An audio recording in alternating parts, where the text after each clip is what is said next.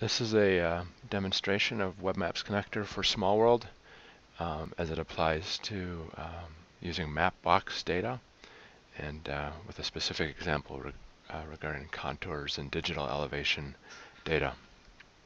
So recently we had a request from a customer. They had seen a demo by another vendor showing, in this case it was Google Maps terrain data in Smallworld. So basically what they saw here, so if we turn on the Google terrain layer in Smallworld with Web Maps Connector, this is up in Scotland where things are very, where there's great relief in the terrain. What they saw here, what they were shown, was Google terrain tiles with showing hill shaded mountains and contour lines. And they wanted to know what can we do without having to buy to subscribe to the Google terrain data. Well, it turns out this is a good use of Web Maps Connector MapBox plugin.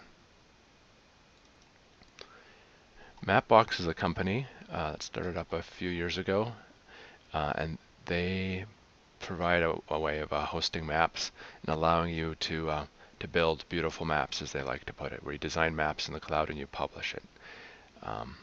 So you can go over to mapbox.com to see what's available. At iFactor Consulting, we have an account there, and we've published a number of maps for different things. For example, you can make use of various Landsat and public source imagery that they have. I think they also have an agreement with Digital Globe, so at some point in the near future they'll have very high resolution imagery, and you can access that. You can create your own maps, you can create your own layers of maps. So one that I did is I created some hill shading for that area in Scotland. So it just looks like hill shading. And I also created some contours. So you could look at those. Well, they'll be there somewhere. And then you can combine them as well. So basically I have different tile data sources that I had complete control over how I made them. That these are the 4 here on the left. And then MapBox also has their own base maps that you can make use of. So with that combination of pre-generated data and data that I generated, I guess on my desktop and uploaded, we can now integrate that with Smallworld.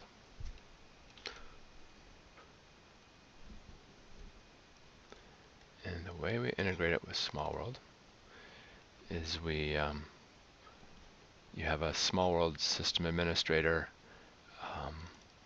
set up these data sets for you. Of course, the first thing you need to do is create a new SOC, call it MapBox dataset, and then you specify connect specifications. And it's pretty straightforward. It just is a combination of an account name and a MapBox map handle, and those correspond directly to what you have publicly available here. So if we go to the contours plus hill shading, you can see there's the MapBox account, and there's the MapBox map handle right there. So with those 2 bits of information, for these publicly available data sets, you can go through and do that for all 6 of these. You plug them in there, and you say OK. So you haven't put in an external name or internal name or anything like that. It basically pulls it off the definition that's up in the cloud. You say OK. And then one final thing you need to do, oh yeah, then you need to reopen this. Again, this is something a system administrator would do. They'd do the setting once, and then they would save the image, and then all your layers would be in there. And then you would have them go into the ACE. And what I typically like to do is I just enable the edit column, and I don't, unless I have a really good reason, I don't go set any visibility on these other columns, but I do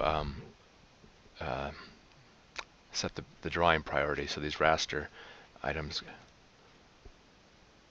once that's all set, update it, quit, commit,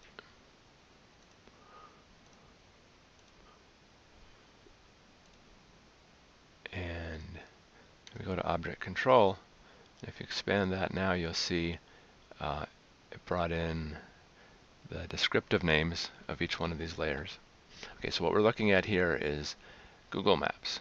So let's say we didn't like the styling of this, or let's say all we wanted were the contours. Well, let's turn off Google Maps, and let's just turn on the contours. So there we have the contours. They're kind of brown. They're labeled every, there's labeling every certain number of increments. Let's say we wanted to do something a bit more clever. We wanted to do hill shading and contours. You can see we're bringing in a hill shading layer and then overlaying contours over top of that. But you could see that it took, it was 2 different layers, so it takes a little bit longer to draw. Well, up on MapBox, we also made a composite of those 2 layers. So we could just decide for performance reasons just to run the composite. Where this comes in handy, though, is you may remember the Google terrain model only had hill shading and a particular color and contours. But if you only wanted your contours to show up, then you can split that out. It's something you cannot do with Google. You can also affect the labeling distances, the style, the opacity, those kind of things. We can also make use of MapBox's terrain layer. So you see that's actually looks very similar to Google, but it's not something that you pay Google subscription rates to. So finally, the one last thing that I thought was kind of cool was you could turn on a background aerial layer. Let's say you wanted to put contours over top of that. So now we have these contour layers. But these browns don't show up very nice on the aerial. So I made another contour layer which just had styling to white. And now you can show nice contours over top of your existing aerial or other data. Anyway, so that was a quick example of how you could use MapBox layers to give spatial context in Smallworld, and then particularly how we could do some contouring outside of what's available with Google Terrain.